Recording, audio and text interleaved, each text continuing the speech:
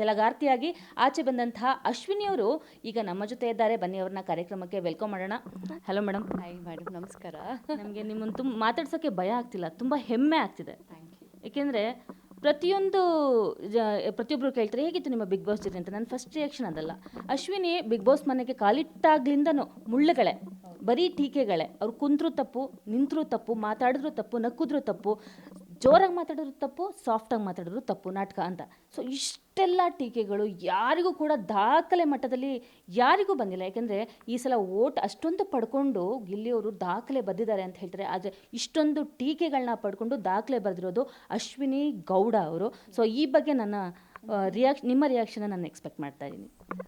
Thank you madam. First of all ತುಂಬ ಚೆನ್ನಾಗಿ ಹೇಳಿದ್ರಿ. ಬಿಕಾಸ್ ಅಷ್ಟೇ ಗತ್ತಲ್ಲಿ ನೀವು ಹೇಳಿದ್ರಿ ರಾಜಮಾತೆ ಅಂತೆಲ್ಲನೂ. ನಾನು ಅಷ್ಟೇ ಗತ್ತಲ್ಲೇ ಒಳಗಡೆ ಹೋಗಿದ್ದೆ. ನನಗೆ ಯಾವುದು ಕೂಡ ಅಲ್ಲಿ ಆಡಬೇಕು, ಗೆಲ್ಲಬೇಕು ಆ ಛಲ ನನಗೆ ಕೊನೆ ಕ್ಷಣದವರೆಗೂ ಇತ್ತು. ಬಿಕಾಸ್ ಬಿಗ್ ಬಾಸ್ ಅನ್ನೋವಂಥ ತುಂಬ ಜನರ ಕನಸು, ಕೋಟ್ಯಾಂತರ ಜನರ ಕನಸು. ಬಟ್ ಅಂಥದ್ರಲ್ಲಿ ನಾವೆಲ್ಲ ಆಯ್ಕೆಯಾಗಿ ಒಂದು 24 ಜನ ಅಲ್ಲಿಗೆ ಹೋಗ್ತೀವಿ ಅಂದರೆ ನಮ್ಮಷ್ಟು ಪುಣ್ಯವಂತರು ಬೇರೆ ಯಾರೂ ಇಲ್ಲ. ಹೊರಗಡೆಯಿಂದ ನೋಡೋವಂಥವ್ರಿಗೆ, ಎಂಟರ್ಟೈನ್ಮೆಂಟ್ ಆಗಿ ನೋಡೋವಂಥವ್ರಿಗೆ ಅದು ಕೇವಲ ಒಂದು ಬಿಗ್ ಬಾಸ್ ಮನೆ, ಒಂದು ಅರಮನೆ. ಬಟ್ ನಮ್ಮ ಒಂದು ಕಂಟೆಸ್ಟೆಂಟ್ಗಳಿಗೆ ಅದು ಬರೀ ಅರಮನೆ ಮಾತ್ರ ಆಗಿರಲಿಲ್ಲ, ಒಂದು ಯುದ್ಧ ಭೂಮಿನೇ ಆಗಿತ್ತು. ಬಟ್ ಆ ಯುದ್ಧಕ್ಕೆ ನಾವು ಹೋಗ್ತೀವಿ ಅಂದಾಗ ನಾವು ತುಂಬಾ ಪ್ರಿಪೇರ್ಡ್ ಆಗಿ ಹೋಗಬೇಕಾಗತ್ತೆ. ಬಟ್ ನಾನು ಬಿಗ್ ಬಾಸ್ನ ನೋಡದೇ ಇರೋ ಕಾರಣ ನನಗೆ ಹೇಗಿರಬೇಕು ಏನು ಅನ್ನೋದು ಯಾವುದೂ ಒಂದು ಐಡಿಯಾ ನನಗಿರಲಿಲ್ಲ. ಈಗ ಜೀವನನೂ ಹಾಗೆ, ನಾವು ಯಾವುದೋ ಸ್ಕ್ರಿಪ್ಟನ್ನ ಹಾಕ್ಕೊಂಡು ಬದುಕೋದಕ್ಕೆ ಆಗೋದೇ ಇಲ್ಲ. ನನ್ನ ಜೀವನ ಹೇಗೆ ಬರುತ್ತೋ ಹಾಗೆ ಸ್ವೀಕರಿಸಬೇಕು. ಹಾಗೆಯೇ ನಾನು ಬಿಗ್ ಬಾಸ್ ಮನೆ ಒಳಗಡೆ ಹೋದ ದಿನದಿಂದ, ಆ ಕ್ಷಣದಿಂದ ಬಿಗ್ ಬಾಸ್ ಮನೆ ಹೊರಗಡೆ ಬರೋವರೆಗೂ ನಾನು ಬದುಕು ಅಂತಲೇ ತೊಗೊಂಡೆ. ನನಗೆ ಎಷ್ಟೆಷ್ಟು ಸವಾಲುಗಳು ಬಂತೋ ಪ್ರತಿಯೊಂದೂ ನನ್ನ ವ್ಯಕ್ತಿತ್ವ ಹೇಗಿದೆಯೋ ಅದು ನೈಜವಾಗೇ ನಾನು ತೋರಿಸಿದ್ದೀನಿ. ಅಲ್ಲಿ ಯಾವುದೇ ಥರದ ಮಾಸ್ಕ್ ಆಗಲಿ, ಮೇಕಪ್ ಆಗಲಿ ಇರಲಿಲ್ಲ. ಅಶ್ವಿನಿ ಆ ಮನೇಲಿ ಅಶ್ವಿನಿಯಾಗೇ ಬದುಕಿದ್ದೀನಿ. ಬಹಳಷ್ಟು ಸಲ ಹೇಳಿದ್ರಿ ಬಿಗ್ ಬಾಸ್ ನನಗೆ ಕಲಿಸ್ತು ಅಂತ. ಆದರೆ ಬಹಳಷ್ಟು ಹೆಣ್ಮಕ್ಳಿಗೆ ನೀವು ಒಂದು ಛಲವಾಗಿ ಬದುಕೋದನ್ನು ಎಷ್ಟು ಕುಗ್ಗಿಸ್ತಾರೆ, ಪ್ರತಿಯೊಬ್ಬರು ಕುಗ್ಗಿಸ್ತಾರೆ, ಪ್ರತಿಯೊಂದು ಕ್ಷಣದಲ್ಲೂ ನಿಮ್ಮನ್ನು ಕುಗ್ಗಿಸ್ತಾರೆ. ಆದರೆ ಇಲ್ಲ, ನಾನು ಕುಗ್ಗಲ್ಲ, ಮೇಲೆ ಹೇಳ್ತೀನಿ ಅಂತ ಹೇಳ್ತೀರಾ. ಇಂತಹ ಒಂದು ಪಾಠವನ್ನು ನಮ್ಮ ಕರ್ನಾಟಕದ ಹೆಣ್ಮಕ್ಳಿಗೆ ಕಲಿಸ್ಕೊಟ್ಟಿದ್ದೀರಾ. ಆ ಹೋರಾಟದ ಬದುಕು ಮೇಡಮ್ ಹೇಗೆ ಬಂತು ನಿಮಗೆ? ಆ ಛಲ ಅಲ್ಲಿ ಹೋದ್ಮೇಲೆ ಬಂತಾ ಅಥವಾ ಏನು ಮೇಡಮ್? ನಮಗೆ ಗೊತ್ತೇ ಆಗಿಲ್ಲ. ಯಾಕೆಂದರೆ ಫಸ್ಟು ವೀಕಲ್ಲಿ ಅಶ್ವಿನಿಯವರು ಇಲ್ಲ ಟಫ್ ಇದ್ದಾರೆ ಅಂತ. ಬಟ್ ಥರ್ಡ್ ವೀಕಲ್ಲಿ ನೀವು ನೆಗೆಟಿವ್ ಆಗಿಬಿಟ್ರಿ, ವಿಲನ್ ಆಗಿಬಿಟ್ರಿ ಬಿಗ್ ಬಾಸ್ ಮನೆ ಒಳಗಡೆ.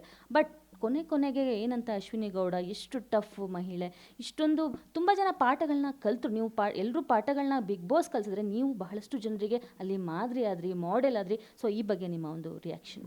Thank you madam. ಇವೆಲ್ಲ ಅನಿರೀಕ್ಷಿತ. ಯಾಕೆ ಅಂತಂದರೆ ನಿಮ್ಮ ಲೈಫಲ್ಲಿ ಹೇಗೆ ಏನೇನು ಆಗುತ್ತೆ ಅಂತಲೇ ಗೊತ್ತಿಲ್ಲ. ಏನೋ ಮಾಡೋಕ್ಕೆ ಹೋಗ್ತೀವಿ ನಾವು, ಹುಡುಗಾಟಿಕೆಯಿಂದ ಏನೋ ಮಾಡೋಕ್ಕೆ ಹೋಗ್ತೀವಿ, ಬಟ್ ಅದು ತುಂಬ ಸೀರಿಯಸ್ ಆಗಿಬಿಡುತ್ತೆ. ಅದು ಅಲ್ಲಿಂದ ನನಗೆ ಆ 3ನೇ ವಾರದಲ್ಲಿ ಆ ತಿರುವು ಪಡ್ಕೊಳ್ಳೋ ಅಂಥದ್ದು, ಮತ್ತೆ ನಾನು ಕಂಪ್ಲೀಟ್ಲಿ ಬಿದ್ದೇ ಬಿಡ್ತೀನಿ. ಬೀಳ್ತೀನಿ ಅನ್ನೋಕ್ಕಿಂತ ಜಾಸ್ತಿ ನನ್ನನ್ನು ಹಾಕಿ ತುಳಿತಾ ಇರ್ತಾರೆ. ಇಡೀ ಮನೆ ಒಂದು ವಿಷಯ ಸಾಕಾಗಿರುತ್ತೆ ಅಷ್ಟೂ ಜನಕ್ಕೆ. ಮತ್ತೆ ಇವಳ ಮೇಲೆ ಏಳಬಾರ್ದು ಅನ್ನೋ ಒಂದು ಹಠ ಇರುತ್ತೆ. ಬಟ್ ಆದರೂ ನಾನು ತುಂಬ ಅವ್ರಗಳ ಜೊತೆಯಲ್ಲಿ ಬೆರೆಯುವಂಥ ಪ್ರಯತ್ನ ಮಾಡ್ತೀನಿ. ನಾನು ಹೀಗಲ್ಲ, ಏನೋ ಆಗಿದೆ ಅಂತ ಹೇಳೋ ಪ್ರಯತ್ನ ಮಾಡ್ತೀನಿ. ಬಟ್ ಯಾರೂ ಅದನ್ನು ಒಪ್ಕೊಳ್ಳೋದಿಲ್ಲ. ತುಂಬ ದೊಡ್ಡ ಮಹಾ ಅಪರಾಧ ಮಾಡಿದ್ದೀನಿ ಅನ್ನೋ ಥರ ಬಿಂಬಿಸ್ತಾರೆ ಇಡೀ ಮನೇಲಿ. ಬಟ್ ಒಂದೇ ನನಗೆ ಛಲ ಇದ್ದಿದ್ದು, ಸೋತಿದ್ದೀನಿ, ಕೆಳಗೆ ಬಿದ್ದಿದ್ದೀನಿ ಅಷ್ಟೇ, ಇನ್ನೂ ಸತ್ತಿಲ್ಲ. ಎದ್ದಿ ಕೊಡು ನಿಂತ್ಕೊಂಡು ನಾನು ಇದಲ್ಲ ಅಂತ ಹೇಳಬೇಕು, ಹೊರಗಡೆ ಹೋಗಿ ಹೇಳಬಾರ್ದು. ಬಿಗ್ ಬಾಸ್ ಮನೇಲೇ ನಾನು ಸಾಧಿಸ್ಬೇಕು. ಬಿಗ್ ಬಾಸ್ ಮನೇಲಿ ನಾನು ಸಾಧಿಸದೆ ಹೊರಗಡೆ ಬಂದುಬಿಟ್ರೆ ನಾನು ಸೋತಂಗೆ ಅರ್ಥ. ಹಾಗಾಗಿ ನನಗೆ ನಾನೇ ಧೈರ್ಯ ತಂದುಕೊಂಡೆ, ನನಗೆ ನಾನೇ ಬುದ್ಧಿ ಹೇಳ್ಕೊಂಡೆ, ಎಲ್ಲವನ್ನ ಕರೆಕ್ಟ್ ಮಾಡ್ತಾ ಬಂದೆ. ಬಟ್ ಇಲ್ಲಿ ನಾನು ಈ ಮುಖಾಂತರ ನಾನು ಸ್ಪೆಷಲ್ ಥ್ಯಾಂಕ್ಸ್ ಸುದೀಪ್ ಅಣ್ಣನಿಗೆ ಹೇಳಬೇಕು. ಬಿಕಾಸ್ ನಮಗೆ ಹೊರ ಜಗತ್ತಿನ ಒಂದಿಷ್ಟೂ ನಮಗೇನೂ ಗೊತ್ತಿರಲ್ಲ. ಒಂದು ಪದ ಆಗಲಿ, ಒಂದು ಸೆಂಟೆನ್ಸ್ ಆಗಲಿ ಎಷ್ಟು ಪರಿಣಾಮ ಬೀರ್ತಾ ಇರುತ್ತೆ ಒಳಗಡೆ. ಬಟ್ ಪ್ರತಿ ವಾರ ಅವ್ರು ನಮ್ಗೆ ತುಂಬ ಸೂಕ್ಷ್ಮವಾಗಿ ಹೇಳೋರು, ನೀವು ಈ ರೀತಿ ಅಲ್ಲ, ಈ ರೀತಿ ಇರಬೇಕು, ಈ ರೀತಿ ಆಗ್ತಿದೆ. ಇವ್ರು ಯಾರಿಗೆ ಹೇಳಿದ್ರು? ನನಗೆ ಹೇಳಿದ್ರ, ಬೇರೆಯವ್ರಿಗೆ ಹೇಳಿದ್ರ? ಇವೆಲ್ಲ ಸೂಕ್ಷ್ಮವಾಗಿ ಅರ್ಥ ಮಾಡ್ಕೊಂಡು ಆಟನ ಬದಲಾಯಿಸಿದೆ ನಾನು. ಸೊ ಆಟನ ಬದಲಾಯಿಸಿದೆ ಅಂದರೆ ನಾನು ನೋಡೋ ದೃಷ್ಟಿಕೋನ ಬದಲಾಯಿಸಿದೆ, ನನ್ನನ್ನು ನಾನು ಬದಲಾಯಿಸ್ಕೊಳ್ಳಿಲ್ಲ. ಅಲ್ಲಿಂದ ಒಂದೊಂದು ಚೇಂಜಸ್ ಕಾಣ್ತಾ ಹೋಯಿತು. ಸೊ ನೀವು ಹೇಳಿದಾಗೆ ಉತ್ತಮ ಅಂತ ಇಡೀ ಮನೆ ನನಗೆ ಕೊಡುತ್ತೆ ಎಂಡ್ 16ನೇ ವಾರದಲ್ಲಿ. ಸೊ ಅದಕ್ಕಿಂತ ಬದಲಾವಣೆ ಇನ್ನೇನು ಅನ್ನೋದು ನನಗೆ ಗೊತ್ತಿಲ್ಲ. ಡೇ 1ಇಂದ ಏಕಾಂಗಿ ಹೋರಾಟ ಅಂದರೆ 24 ಕಂಟೆಸ್ಟೆಂಟ್ಸಲ್ಲಿ ಏಕಾಂಗಿಯಾಗಿ ಹೋರಾಡಿದ್ದು. ಅಂದರೆ ಯಾರು ಸಂತೈಸೋರಿಲ್ಲ, ನೀವು ಸರಿ ಮಾಡ್ತಿದ್ಯಾ, ತಪ್ಪು ಮಾಡ್ತಿದ್ಯಾ, ಏನು ಹೇಳೋರೇ ಇಲ್ಲ. ನೀವು ಅಂದರೆ ಅಷ್ಟೊಂದು ಮೈಕೈ ಎಲ್ಲ ನೋವಾಯಿತು, ಟಾಸ್ಕ್ಗಳಲ್ಲಿ ರಕ್ತ ಬರೋ ಥರ ಆಯಿತು. ಆದರೂ ನಿಮ್ಮನ್ನ ಸಮಾಧಾನ ಮಾಡೋರಿಲ್ಲ. ಕೆಲವೊಂದು ಸಲ ಏನಾಯಿತು ಅಂದರೆ ಊಟ ಮಾಡ್ದ ಅಂತ ಕೇಳೋರು ಸಹ ಇರ್ತಿಲ್ಲ. ಸೊ ಇಷ್ಟೆಲ್ಲ ಒಬ್ಬಂಟಿ ಹೋರಾಟಕ್ಕೆ ಟಾಪ್ 3ಗೆ ಹೋದ್ರಿ, ಗೆಲ್ತೀರಾ ಅಂತ ಬಹಳಷ್ಟು ಜನ ಅಂದ್ಕೊಂಡಿದ್ರು. ಇಲ್ಲ ಅಶ್ವಿನಿ ಅವರು ಇಂಥ ಒಂದು ಹೋರಾಟ ಕೊಟ್ಟಿದ್ದಾರೆ, ಶ್ರುತಿ ಅವ್ರ ಬೆಳಕ ಇವರು ಕಪ್ಪನ್ನು ಎತ್ತಿ ಇಟ್ಕೊಳ್ತಾರೆ ಅಂತಲೇ ಹೇಳಿದರು. ಸೊ ಈ ಒಂದು ಬಿಗ್ ಬಾಸ್ ಕಪ್ ಸಿಕ್ಕಿಲ್ಲ ಅಂದದ್ದು ನಿಮ್ಗೆ ಎಷ್ಟು ಡಿಸಪಾಯಿಂಟ್ ಆಯಿತು? ಅಥವಾ ಯಾಕೆಂದರೆ ಇಷ್ಟೊಂದು ಕನ್ನಡಿಗರ ಮನಸ್ಸನ್ನಾಗಿದ್ದೀರಾ, ಇಷ್ಟೊಂದು ಹೆಣ್ಮಕ್ಳಿಗೆ ಸ್ಫೂರ್ತಿ ಆಗಿದ್ದೀರಾ, ಇದನ್ನು ಇಲ್ಲಿ ನೀವು ಕರೆಕ್ಷನ್ ಮಾಡ್ಕೋಬೋದಾ ಅಂತ? ಮೇಡಮ್ ನನಗೆ ಅದೇ ಹೇಳೋದು, ಜೀವನ ಅಂದಾಗ ಎಲ್ಲವೂ ನಾವು ಸರಿನೇ ಮಾಡ್ಕೊಂಬಂದ್ರೆ ನಾವು ಮನುಷ್ಯರಾಗಿರೋದೇ ಇಲ್ಲ. ನಮ್ಮನ್ನೆಲ್ಲ ದೇವಸ್ಥಾನದಲ್ಲಿ ಇಟ್ಟು ಪೂಜೆ ಮಾಡಬೇಕು, ನಾವೆಲ್ಲ ದೇವ್ರುಗಳಾಗ್ಬಿಡ್ತೀವಿ. ಅದಕ್ಕೆ ನಾವು ಮನುಷ್ಯರು ಅಂತ ಆಗಿರೋದು. ಮನುಷ್ಯ ಅಂದಾಗ ತಪ್ಪು ಮಾಡಲೇಬೇಕು, ತಪ್ಪನ್ನು ತಿದ್ಕೋಬೇಕು, ತಿದ್ಕೊಂಡು ಮುಂದೆ ಹೋಗ್ಬೇಕು, ಅವನೇ ಮನುಷ್ಯ. ಸೊ ಅದು ನಮಗೆ ಹೊರ ಜಗತ್ತಲ್ಲಿ 100 ವರ್ಷ ಅದಕ್ಕೆ ಅವಕಾಶ ಸಿಗುತ್ತೆ, ಬಿಗ್ ಬಾಸ್ ಮನೇಲಿ 100 ದಿನ ಅವಕಾಶ ಸಿಗುತ್ತೆ. ಸೊ ತಪ್ಪುಗಳಾಗಿದೆ, ತಿದ್ಕೊಂಡಿದ್ದೀನಿ, ಬದುಕಿದ್ದೀನಿ, ಜೀವಿಸಿದ್ದೀನಿ, ಎಲ್ಲವನ್ನ ನಾನು ಮಾಡಿದ್ದೀನಿ. ಬಟ್ ಎಲ್ರಿಗೂ ಒಂದು ಎಕ್ಸಾಂಪಲ್ ಸೆಟ್ ಮಾಡಿದ್ದೀನಿ ಅಂತ ನಿಮ್ಗಳ ಬಾಯಲ್ಲಿ ನಾನು ಕೇಳುವಾಗ, ಯಾಕಂದರೆ ನೀವು ಮಾಧ್ಯಮ ಲೋಕದಲ್ಲಿರುವಾಗ ಎಲ್ಲ ವಿಚಾರಗಳು ನಿಮಗೆ ತುಂಬ ಬೇಗ ಬರ್ತಾ ಇರುತ್ತೆ. ಸೊ ನೀವು ಅದನ್ನು ಹೇಳ್ತಿದ್ದೀರಾ ಅಂದಾಗ ಖಂಡಿತವಾಗ್ಲೂ ನಾನು ಅದನ್ನು ತಗೊಳ್ತೀನಿ. ಆ್ಯಂಡ್ ಆಲ್ಸೋ ನೀವು ಹೇಳಿದ್ರಿ ಕಪ್ಪನ್ನ ನೀವು ಎತ್ತಿ ಹಿಡಿತೀರಾ ಅನ್ನೋ ಒಂದು ಇದರಲ್ಲಿದ್ದರು ಅಂತ. ಹೌದು ಮೇಡಮ್, ತುಂಬ ಕಷ್ಟಪಟ್ಟೆ ನಾನು. ಬಿಕಾಸ್ ನಾನು ಹೇಳ್ದಂಗೆ ನನಗೆ ಬರೀ ಅದೊಂದು ಅರಮನೆ ಆಗಿರಲಿಲ್ಲ, ನನಗೊಂದೊಂದು ಯುದ್ಧ ಭೂಮಿನೇ ಆಗಿತ್ತು. ಒಂಟಿಯಾಗಿ ನಾನು ಹೋರಾಟ ಕೊಟ್ಟಿದ್ದೀನಿ, ಯಾರಿಗೂ ಕೇರ್ ಮಾಡಲಿಲ್ಲ. ಆ್ಯಂಡ್ ಒಂದು ಇಲ್ಲಿ ವಿಚಾರ ಎಲ್ಲರೂ ಗಮನಿಸಬೇಕು, ಯಾರು ನನ್ನ ಕೆಣಕಿದಾರೋ ಅವ್ರನ್ನ ನಾನು ಬಿಟ್ಟಿಲ್ಲ. ನಾನು ಯಾರ ಹತ್ರ ಕೆಣಕೊಂಡು ಜಗಳಕ್ಕೆ ಹೋಗಲಿಲ್ಲ. ಮತ್ತು ನಾನು ಏಕವಚನ ಆ ಪದ ಬಳಕೆಗೆ ನಾನು ಕೊನೆವರೆಗೂ ನಾನು ಫೈಟ್ ಮಾಡಿದ್ದೀನಿ. ಬಿಟ್ಟರೆ ಕೆಲವ್ರಿಗೆ ಹೋಗ್ತಾ ಹೋಗ್ತಾ ತುಂಬ ಒಂಥರ ಜೋಕ್ ಅಂತ ಅನಿಸ್ಬೋದು, ಯಾಕೆಂದರೆ ಅವರ ವಯಸ್ಸಾಗ್ಬೋದು, ಎಕ್ಸ್ಪೀರಿಯನ್ಸ್ ಆಗ್ಬೋದು. ಬಟ್ ನಿಜ ಜೀವನದಲ್ಲಿ ಯಾರಾದರೂ ಏಕವಚನ ಪದ ಬಳಕೆ ಮಾಡಿದಾಗ ಯಾರೇ ಆಗಲಿ ಟ್ರಿಗರ್ ಆಗ್ತಾರೆ. ಅದು ಬಿಗ್ ಬಾಸ್ ಮನೇಲಿ ಯಾಕೆ ಆಗ್ತಿರ್ಲಿಲ್ಲ ಅನ್ನೋದು ನನಗೆ ಗೊತ್ತಿಲ್ಲ. But everybody was okay with it. But ನನಗೆ ಅದು ಆಗ್ತಾ ಇರಲಿಲ್ಲ. ಮೇ ಬಿ ನನ್ನ ಹೋರಾಟದ ಬದುಕು ಕೂಡ ನನಗೆಲ್ಲೋ ಒಂದು ಕಡೆ ಧ್ವನಿ ಎತ್ತುವಾಗಿ ಮಾಡ್ತಾ ಇತ್ತು. ಅದು ಒಂದು ಆಗ್ತಾಯಿತ್ತು. ಆ್ಯಂಡ್ ಏಕಾಂಗಿಯಾಗಿ ನನ್ನ ಹೋರಾಟ ಇದ್ದಿದ್ದು ನಿಜ, ಒಂಟಿಯಾಗಿ ನಾನು ಹೋರಾಟ ಮಾಡಿದ್ದೀನಿ. ನೀವು ಹೇಳಿದಾಗೆ ಅಲ್ಲ ಮನೇಲಿ ಯಾರು ನೀವು ಊಟ ಮಾಡಿದ್ರ ಅಂತಲೂ ಕೇಳ್ತಿರ್ಲಿಲ್ಲ. ಆ್ಯಂಡ್ ನಾವೇನಾದರೂ ಒಂದು ಟಾಸ್ಕ್ ಆಡಿ ಸುಸ್ತಾಗಿ ಬಂದರೂ ಕೂಡ, ಸುಸ್ತಾಗ್ತಿರುತ್ತೆ, ಒಂದು ಗ್ಲಾಸ್ ನೀರು ಬೇಕು ಅಂದರೆ ಇಲ್ಲಿಂದ ಒಂದು 100 ಮೀಟ್ರ್ ಹೋಗಿ ಅಲ್ಲಿಂದ ಕಿಚನಿಂದ ತಂದು ಕೊಡಬೇಕು. ಬಟ್ ಅದನ್ನು ಯಾರು ಮಾಡೋಕ್ಕೂ ಒಂಚೂರು ಆಲಸ್ಯ. ಯಾಕಂದರೆ ಯಾರಿಗೂ ನಾವು ನಮ್ಮವರು, ಅವ್ರು ನಮ್ಮವರು ಅಂತ ಅನಿಸಿರ್ಲಿಲ್ಲ. ಅಂದರೆ ನಾನು ನಾನು ಅನ್ಕೋತಿದ್ದೆ ಇವರೆಲ್ಲ ನಮ್ಮವರು, ನನ್ನ ಮನೆ ನಮ್ಮವರು. ಹೊರಗಡೆಯಿಂದ ಯಾರು ವೈಲ್ಡ್ ಕಾರ್ಡ್ ಎಂಟ್ರೀಸ್ ಬಂದಾಗ ನಮ್ಮ ಮನೆಯವ್ರಿಗೆ ಯಾರಿಗಾರು ಅವಮಾನ ಮಾಡಿದ್ರೆ ನನ್ನ ಮನೆಯವ್ರಿಗೆ ಅವಮಾನ ಮಾಡ್ತಿದ್ದಾರೆ ಅಂತ ನನಗೆ ಅನ್ನಿಸ್ತಿತ್ತು. ಬಟ್ ಬೇರೆಯವ್ರು ನನಗೇನಾದರೂ ಮಾಡಿದಾಗ ಇಡೀ ಮನೆಗೆ ಯಾರಿಗೂ ಅನ್ನಿಸ್ತಿರ್ಲಿಲ್ಲ. ಬಿಕಾಸ್ ನಾನು ಅಷ್ಟರಲ್ಲಿ ಅವರಿಗೆ ಬೇರೆನೇ ಒಂದು ಪರ್ಸ್ಪೆಕ್ಟಿವ್ ಕೊಟ್ಟಿದ್ದೆ. ಇವೆಲ್ಲವೂ ತುಂಬ ನಾನು ನೋವನ್ನು ಅನುಭವಿಸಿದ್ದೀನಿ. ಎಲ್ಲವನ್ನ ದಾಟ್ಕೊಂಡು ಟಾಪ್ 3ಗೆ ನಾನು ಬಂದಿದ್ದೆ. ನನಗೂ ತುಂಬ ಒಂದು ಆಸೆ ಇತ್ತು. ಬಿಕಾಸ್ ಯಾರು ಹೆಣ್ಣು ಮಕ್ಕಳು ಶ್ರುತಿ ಅಕ್ಕ ಆದಮೇಲೆ ಯಾರು ಹೆಣ್ಮಕ್ಳು ಕಪ್ಪನ್ನು ಗೆದ್ದಿರಲಿಲ್ಲ. ಸೊ ಬಹುಶಃ ನಾನು ಪಟ್ಟಿರೋಂಥ ಕಷ್ಟಕ್ಕೆ, ನನಗಾಗಿರೋಂಥ ಅವಮಾನಕ್ಕೆ, ನನ್ನ ಶರೀರದಲ್ಲಿ ನನಗಾಗಿರೋಂಥ ಗಾಯಗಳಿಗೆ, ಮಾನಸಿಕವಾಗಿ ನನ್ನನ್ನು ಕುಗ್ಸಿರೋದಕ್ಕೆ ನನಗೊಂದು ಉತ್ತರ ಸಿಗುತ್ತೆ ಅಂತ ನಾನು ತುಂಬ ಕಾಯ್ತಾ ಇದ್ದೆ. ಬಟ್ ಅದಕ್ಕೆ ಉತ್ತರ ಸಿಗಲಿಲ್ಲ. ಆ ವಿಚಾರದ ನಂಗೆ ತುಂಬ ಬೇಸರ ಇದೆ. ಓಕೆ, ಡೇ ಒನ್ನಿಂದನೂ ಇಷ್ಟೊಂದು ನೆಗೆಟಿವಿಟಿನ ಕೇಳ್ಕೊಂಬಂದ್ರಿ, ಅಷ್ಟೆಲ್ಲವನ್ನು ಸಾಧಿಸಿ ಹೊರಗಡೆ 100 ದಿನಗಳನ್ನ ಪೂರೈಸಿ ಹೊರಗಡೆ ಬಂದರೆ ಅದೇ ಒಂದು ಕಪ್ಪು. ಏಕೆಂದರೆ ನೆಗೆಟಿವಿಟಿ ಅನ್ನೋದನ್ನು ನಾವು ಯಾಕೆ ನಮಗೆ ಕಪ್ ಸಿಗಲಿಲ್ಲ ಅಂದ್ಕೋಬೇಕು. ಸೊ ಅದೇ ನನ್ನ ಒಂದು ಹೋರಾಟ. ಇಷ್ಟೊಂದು ನಮ್ಮನ್ನು ಕುಗ್ಸಿದ್ರು ನಾವು ಗೆದ್ದು ಬರ್ತೀವಿ ಅಂತ ನೀವು ಒಂದು ಸಂದೇಶ ಸಾರಿದ್ದೀರಾ ಅಂತ ನಿಮ್ಗೆ ಅನ್ಸತ್ತಾ? ಖಂಡಿತ. ನನ್ನ ಕೊನೆ ಕ್ಷಣದವರೆಗೂ ನನ್ನ ಹೋರಾಟನೇ ಆಗಿತ್ತು ಅಲ್ಲಿ. ನೀವು ನೋಡಿರ್ಬೋದು, ನನಗೆ ಕಿಚನ ಚಪ್ಪಾಳೆ ಸಿಗುತ್ತೆ ಒಂದು ಟಾಸ್ಕಲ್ಲಿ. ಆ ಟಾಸ್ಕಲ್ಲಿ ಎಷ್ಟು ಹೀನಾಯವಾಗಿ ಒಂದು ವ್ಯಕ್ತಿನ ನೀವು ಕೆಳಗಿಡ್ಬೋದು, ಎಷ್ಟು ಹಿಂಸೆ ಕೊಡ್ಬೋದು, ಇಡೀ ಮಾನವೀಯತೆನ ಮರೆತು ಇಡೀ ಮನೆ ಟಾರ್ಗೆಟ್ ಮಾಡ್ತಾರೆ. ನನಗೆ ನೀರು ತಂದು ಚಟ ಚಟ ಚಟ ಅಂತ ಮುಖಕ್ಕೆ ಹಾಕ್ತಾರೆ. ಕಿವಿ ಇಯರ್ ಡ್ರಮ್ಸ್, ನನಗೆ 2 ದಿನ ಅದು ಊತ ಬಂದುಬಿಟ್ಟಿರುತ್ತೆ. ನೀರು ಕಿವಿಗೆ ತಂದು ಹೀಗೆ ಸುರಿತಿರ್ತಾರೆ. ಅದಾದಮೇಲೆ ಸರ್ಫು ಅದು ಇದು ಎಲ್ಲ ತಂದು ತಲೆಗೆಲ್ಲ ಸುರಿತಿರ್ತಾರೆ. ತುಂಬ ಒಂಥರ ಹೇಗೆ ಅಂದರೆ ಅಲ್ಲಿರುವಂಥ ಕಂಟೆಸ್ಟೆಂಟ್ಸೇ ಒಬ್ರಿಗೊಬ್ರು ಹೇಳ್ಕೊತಾ ಇರ್ತಾರೆ, ಹೋಗಿ ಅವ್ರ ಕಚ್ಗುಳಿ ಕೊಡಿ, ಇನ್ನೂ ಏನೇನೋ ಐಡಿಯಾಗಳು ಕೊಡ್ತಾ ಇರ್ತಾರೆ. ಅಂದರೆ ಎಷ್ಟು ಒಬ್ಬರನ್ನ ನೀವು ಆ ಟಾಸ್ಕಿಂದ ಅವ್ರನ್ನ ದೂರ ಇಡೋದಕ್ಕೆ, ನನ್ನನ್ನು ಮನೆಯಿಂದ ಹೊರಗಡೆ ಹಾಕೋದಕ್ಕೆ ಇಡೀ ಮನೆ ಟಾರ್ಗೆಟ್ ಮಾಡಿ, ಅದರಷ್ಟು ಅವಮಾನ ಇನ್ನೊಂದಿಲ್ಲ ಅಂತ ನಾನು ಭಾವಿಸ್ತೀನಿ. ಅವತ್ತು ನಾನು ಹಠದಿಂದ ಅಲ್ಲಿ ನಿಂತ್ಕೋತೀನಿ. ನನಗೆ ಒಂದಷ್ಟು ಆರೋಗ್ಯದ ಸಮಸ್ಯೆ ಇದ್ದರೂ ಕೂಡ ತುಂಬ ಹಠದಿಂದ 1.5 ಗಂಟೆ ನಾನು ಛಲದಿಂದ ನಿಂತ್ಕೋತೀನಿ, ತೋರಿಸ್ತೀನಿ ನನ್ನ ತಾಕತ್ತೇನು, ನೀವಾ ನಾನಾ ಅಂತ ಹೇಳಿ ನಿಂತ್ಕೋತೀನಿ. ಅವತ್ತು ನಾನು ಗೆಲ್ತೀನಿ. ಅವರೆಲ್ಲ ಅನ್ಕೋತಾರೆ ನನ್ನನ್ನು ಸೋಲಿಸ್ಬೋದು ಅಂತ, ಬಟ್ ನಾನು ಗೆದ್ದಿದ್ದು ಎಲ್ಲಿ ಅಂದರೆ ಹೊರಗಡೆ ಎಲ್ಲರೂ ಮನಸ್ಸಲ್ಲೂ ನಾನು ಗೆದ್ದಿದ್ದೆ. ಅದಕ್ಕೆ ನನಗೆ ಕಿಚನ ಚಪ್ಪಾಳೆ ಸಿಕ್ತು. ಸೊ ನಾನು ಛಲಗಾರ್ತಿ ಅಂತ ನಾನು ಅದಕ್ಕೆ ಕೊಟ್ಕೊಂಡೆ. ಬಿಕಾಸ್ ನಾನು ಛಲದಿಂದನೇ ಬಿಗ್ ಬಾಸ್ ಆಟನ ಆಡಿದ್ದೀನಿ. ಎಲ್ಲೂ ಮುಖವಾಡ ಹಾಕ್ಕೊಂಡು ನಾನು ಆಟನೇ ಆಡಲಿಲ್ಲ. ಓಕೆ. ಮನೆ ಒಳಗಡೆ ನೀವು ನಿಮ್ಮ ಪಾಡಿಗೆ ನೀವು ಆಟ ಆಡ್ತಿದ್ರಿ. ಬಟ್ ಹೊರಗಡೆ ಅಂತೂ ತುಂಬಾ ನೆಗೆಟಿವಿಟಿ. ಏನಂದರೆ ಅಶ್ವಿನಿಗೆ ಕಿಚನ್ ಚಪ್ಪಾಳೆ ಯಾಕೆ ಸಿಗಬೇಕು? ಅಶ್ವಿನಿ ಯಾಕೆ ಬಂದಿದ್ದಾರೆ ಬಿಗ್ ಬಾಸ್ಗೆ? ಅವ್ರ ಹತ್ರ ದುಡ್ಡಿದೆ, ಕೋಟಿ ಕೋಟಿ ರೂಪಾಯಿ ಒಡತಿ ಅವಳು. ಗೌಡ ಅವರು ಅಂದರೆ ಕರ್ನಾಟಕದಲ್ಲಿ ತುಂಬ ಪ್ರಬಲವಾಗಿರುವಂತಹ ಒಂದು ಜಾತಿ. ಗೌಡ ವರ್ಸಸ್ ಕುರುಬ ಅಂತ ಬಂತು. ಆಮೇಲೆ ಅವ್ರು ಏನು ಇಷ್ಟೆಲ್ಲ ಟೀಕೆಗಳು ಬಂತು. ಅವ್ರಿಗೆ ಏಜ್ ಆಗಿದೆ, ತುಂಬ ಸಾಧಿಸಿದ್ದಾರೆ, ತುಂಬ ಫಿಲ್ಮ್ಗಳಲ್ಲಿ ಮಾಡಿದ್ದಾರೆ, ತುಂಬ ಸೀರಿಯಲ್ಗಳಲ್ಲಿ ಮಾಡಿದ್ದಾರೆ, ನೇಮ್ ಇದೆ, ಫೇಮ್ ಇದೆ, ದುಡ್ಡಿದೆ. ಏನಕ್ಕೆ ಅವ್ರಿಗೆ ಬಿಗ್ ಬಾಸ್? ಬಡವ್ರ ಮಕ್ಕಳು ಬೆಳೀಲಿ, ಈ ಥರ ಎಲ್ಲ ಬಂದ್ಬಿಡ್ತು. ಸೊ ಜಾತಿಯ ಟೀಕೆ, ಬಡವ ವರ್ಸಸ್ ಶ್ರೀಮಂತ ಟೀಕೆ, ಮತ್ತು ಹೆಣ್ಣು ವರ್ಸಸ್ ಗಂಡು. ಯಾಕೆ ಹೆಣ್ಣು ಗೆಲ್ಲೇಬೇಕು? ಅಷ್ಟೊಂದು ಒಡವೆಗಳಿದೆ, ಅವ್ರು ಹಾಕೋದೆಲ್ಲ ಚಿನ್ನದ್ದೇ ಅಂತ ಹೇಳ್ತಾರೆ. ಸೊ ಏನಕ್ಕೆ ಅವ್ರಿಗೆ ಬಿಡಿ, ಬಡವ್ರ ಮಕ್ಕಳು ಬೆಳೀಲಿ ಅನ್ನೋ ಮಾತು ಬಂತು. ಈ ಎಲ್ಲ ಟೀಕೆಗಳ ಬಗ್ಗೆ ನಿಮ್ಮ ರಿಯಾಕ್ಷನ್? ಆ, ಅದೇ ಟೀಕೆಗಳು ಸಾಯುತ್ತವೆ, ನಮ್ಮ ಸಾಧನೆಗಳು ಉಳಿಯುತ್ತವೆ ಅಂದಂಗೆ ಎಲ್ಲದಕ್ಕೂ ಒಂದು ಹೌದು ಮೇಡಮ್, ಎಷ್ಟು ಟೀಕೆ ಮಾಡೋಕ್ಕೋ ಆಗತ್ತೋ ಅಷ್ಟು ಮಾಡಿರ್ತಾರೆ, ಹೌದು. ಬಟ್ ಒಂದೇ ನಾನು ಹೇಳೋಕೆ ಇಷ್ಟಪಡೋದು, ಇಲ್ಲಿ ದಯವಿಟ್ಟು ಒಬ್ಬ ಬಡವ ಒಬ್ಬ ಶ್ರೀಮಂತ ಅಂತ, ಬಡವ ಅನ್ನೋದನ್ನ ಎಲ್ಲೂ ಆ ಸ್ಟ್ರಾಟಜಿ ಕಾರ್ಡನ್ನು ದಯವಿಟ್ಟು ಬಳಸಬೇಡಿ. ಯಾಕೆ ಅಂತಂದರೆ ಬಿಗ್ ಬಾಸ್ ಶೋ ಇರುವಂಥದ್ದು ಒಂದು ವ್ಯಕ್ತಿತ್ವಗಳ ಆಟ. ನೀನು ಬಡವನ ಶ್ರೀಮಂತನ ಅಂತ ಕೇಳಿ ಬಿಗ್ ಬಾಸ್ ಒಳಗಡೆ ಯಾರನ್ನೂ ತೊಗೊಳ್ಳಲ್ಲ.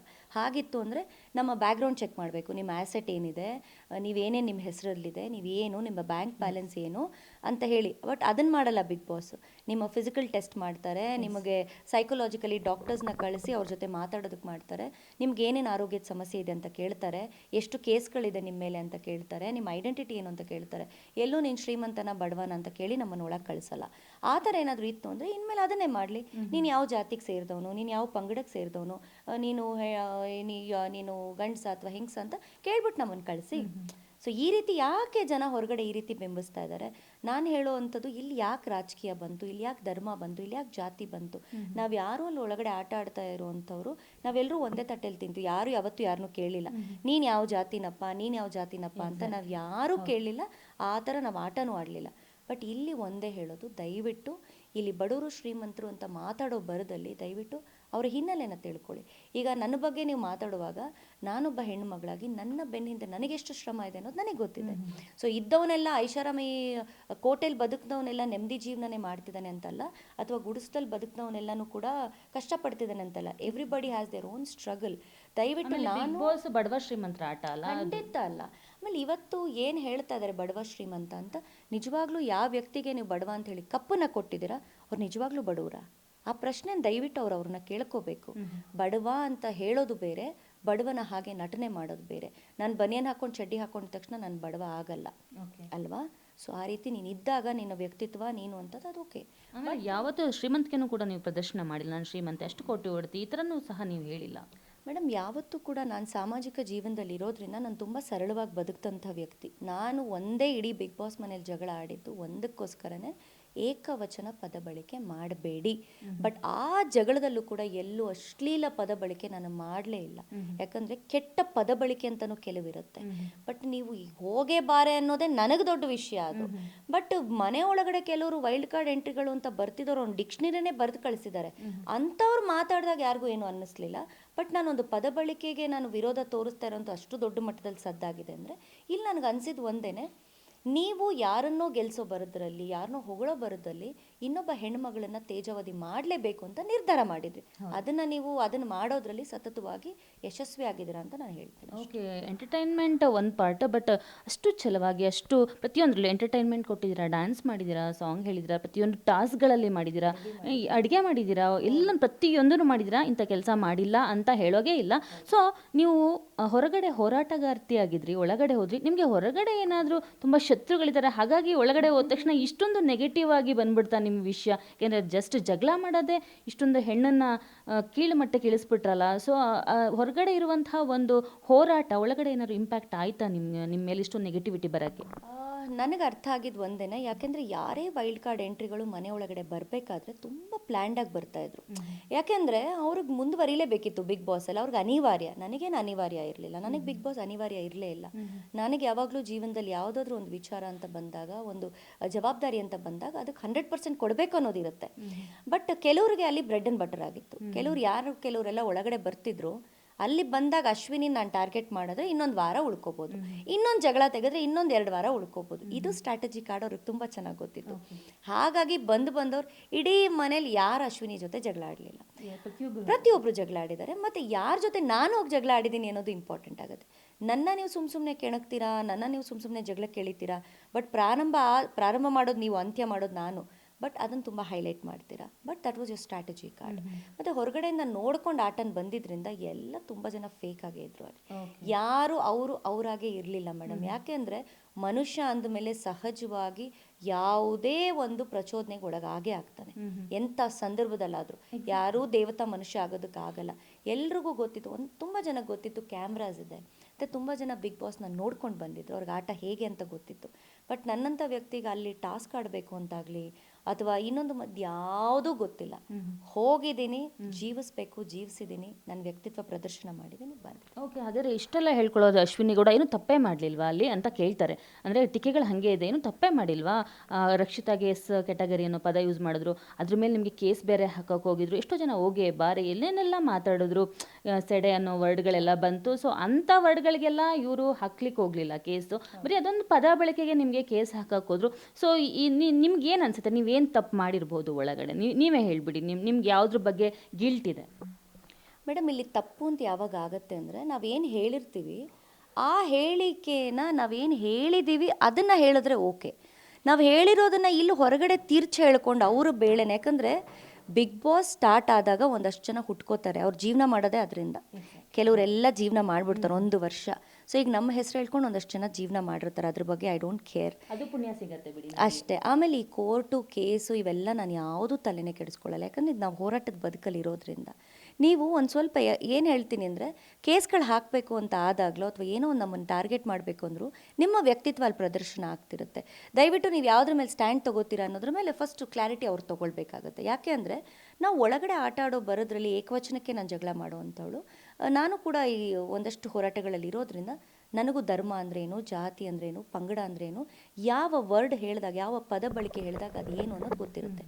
ಯಾವುದೋ ಒಂದೇ ಒಂದು ಆಲ್ಫಬೆಟ್ನ ಇಟ್ಕೊಂಡು ನೀವು ಅದಕ್ಕೆ ಹಿಂದೆ ಮುಂದೆ ಎಲ್ಲ ನೀವೇ ಬರೆದ್ಬಿಡ್ತೀರಾ, ಬರೆದ್ಬಿಟ್ಟು ಕೇಸ್ ಹಾಕಕ್ಕೆ ಹೋಗ್ತೀರಾ ಅಂದರೆ ನಿಮ್ಮ ವ್ಯಕ್ತಿತ್ವ ಏನು ಅಂತ ಗೊತ್ತಾಗುತ್ತೆ. ಅದ್ರ ಬಗ್ಗೆ ನಾನು ಯಾರಿಗೂ ಹೆದರ್ಕೊಳ್ಳೋಂಥ ಅವಶ್ಯಕತೆಯೂ ನನಗಿಲ್ಲ. ನಾನು ಏನು ಹೇಳಿದ್ದೀನಿ ಅದಕ್ಕೆ ಸ್ಪಷ್ಟೀಕರಣವನ್ನು ನಾನು ಕೊಟ್ಟಿದ್ದೀನಿ, ಆ ನಿಲುವಿಗೆ ನಾನು ನಿಲ್ತೀನಿ. ಬಟ್ ಅವ್ರು ಏನು ಕ್ರಿಯೇಟ್ ಮಾಡ್ತಿದ್ದಾರಲ್ಲ, ಆ ಕೆಳಮಟ್ಟಕ್ಕೆ ಇಳಿಯುವಂತಹ ವ್ಯಕ್ತಿತ್ವ ಇರುವಂಥ ಹೆಣ್ಣುಮಗಳು ನಾನಲ್ಲ.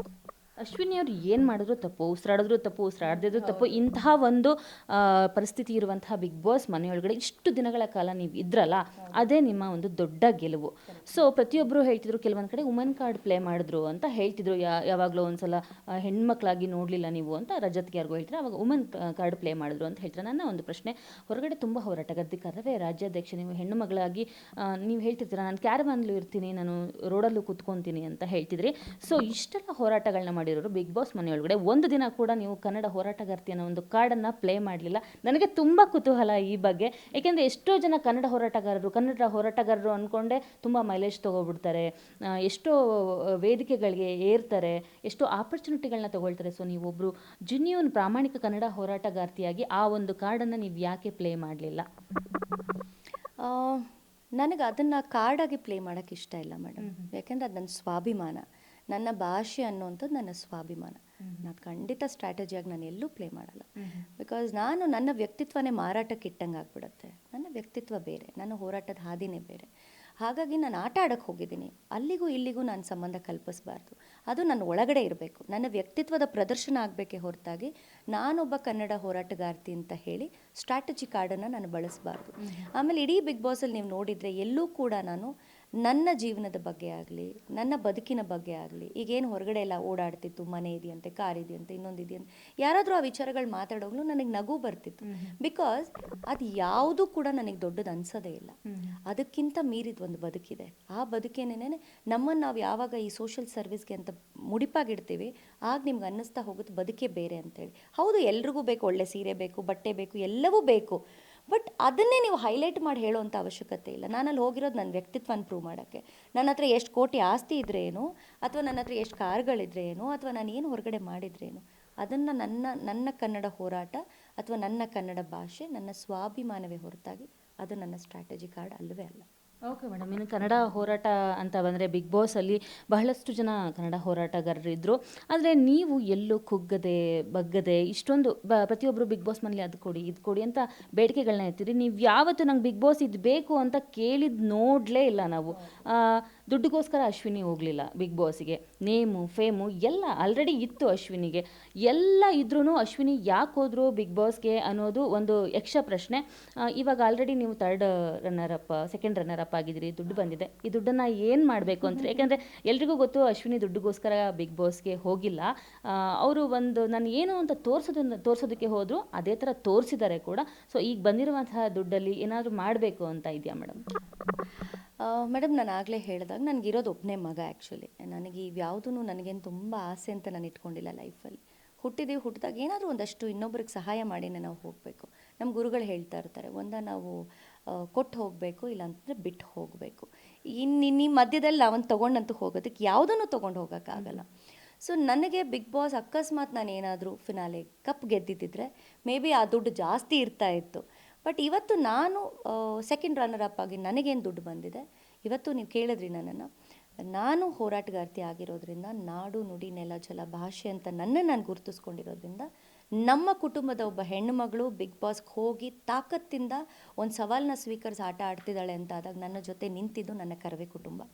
ಹಾಗಾಗಿ ನಾನು ಅಂದ್ಕೊಂಡಿರೋದು ಒಂದೇ, ನಾನು ಏನಲ್ಲಿ ದುಡ್ಡನ್ನು ಗಳಿಸಿದ್ದೀನಿ ಅದನ್ನು ನನ್ನ ಹೋರಾಟಗಳಿಗೆ, ನನ್ನ ಕರ್ನಾಟಕ ರಕ್ಷಣಾ ವೇದಿಕೆಯ ಹೋರಾಟಗಳಿಗೆ ನಾನು ಆ ದುಡ್ಡನ್ನು ಮುಡಿಪಾಗಿಡಬೇಕು ಅಂತ ನಾನು ಅಂದ್ಕೊಂಡಿದ್ದೀನಿ. ತುಂಬ ಗ್ರೇಟ್. ಈ ಥರ ಯಾರು ಥಿಂಕ್ ಮಾಡಲ್ಲ ಮೇಡಮ್. ಈ ಒಂದು ದುಡ್ಡನ್ನು ಅದು ಮಾಡ್ತೀವಿ ಇದು ಮಾಡ್ತೀವಿ ಅಂತ ಹೇಳ್ತಾರೆ. ಸೊ ಇದು ಹೇಳ್ತಾ ಇದ್ದೀರಾ. ಬಿಗ್ ಬಾಸಲ್ಲಿ ನೀವು ಎಲ್ಲ ಗೊತ್ತು ನಮಗೆ, ಎಲ್ಲ ಕ್ಲೋಸ್.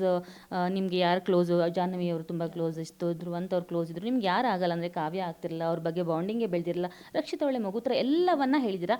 ಅದೆಲ್ಲ ನಮಗೆ ನೋಡಿದ್ದೀವಿ. ಬಟ್ ನಾವು ಕನ್ನಡ ನೆಕ್ಸ್ಟ್ ಈಗ ಹೊರಗಡೆ ಬಂದಿದ್ದೀರಾ, ಇಷ್ಟೊಂದು ನೇಮು ಫೇಮ್ ಎಲ್ಲ ಇದೆ ಮೇಡಮ್. ನೀವು ಏನು ಮಾಡಬೇಕು, ಏನಾದ್ರು ಒಂದು ಪ್ಲ್ಯಾನ್ಸ್ ಇದೆಯಾ? ಯಾಕೆಂದರೆ ಕನ್ನಡ ಪರವಾಗಿ ಇಷ್ಟೊಂದು ಹೋರಾಟ ಮಾಡ್ತಿರೋರಿಗೆ ಏನಾದ್ರು ಒಂದೊಂದು ನನ್ನ ನಾಡಿಗೆ ಕೊಡಬೇಕು ಅಂತ ಇರ್ತದೆ. ಸೊ ನಿಮ್ಮ ಕನ್ನಡ ಒಂದು ಸಂಘಟನೆಯಿಂದಲೇ ನೀವೇನಾದರೂ ನಾಡಿಗೋಸ್ಕರ ಏನಾದ್ರು ಮುಂದೆ ಮಾಡಬೇಕು ಅನ್ನೋ ಪ್ಲ್ಯಾನ್ಸ್ ಏನಾದ್ರು ಇದೆಯಾ? ಅಜೆಂಡಾಗಳು ಅಥವಾ ಏನಾದ್ರು ಪ್ಲ್ಯಾನ್ಸ್ ನಿಮ್ಮ ಒಂದು ಕರವೇ ರಕ್ಷಣಾ ವೇದಿಕೆಯಿಂದ?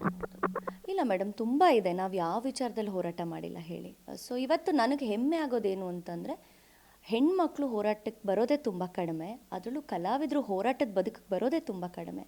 ಇವಾಗ ಆಲ್ರೆಡಿ ನಾನು ಬಿಗ್ ಬಾಸ್ ಮನೆಗೆ ಹೋಗಿ ಬಂದ ಮೇಲೆ ನೀವು ಹೇಳಿದಾಗೆ ಒಂದು ಎಕ್ಸಾಂಪಲನ್ನೇ ಸೆಟ್ ಮಾಡಿದ್ದೀನಿ.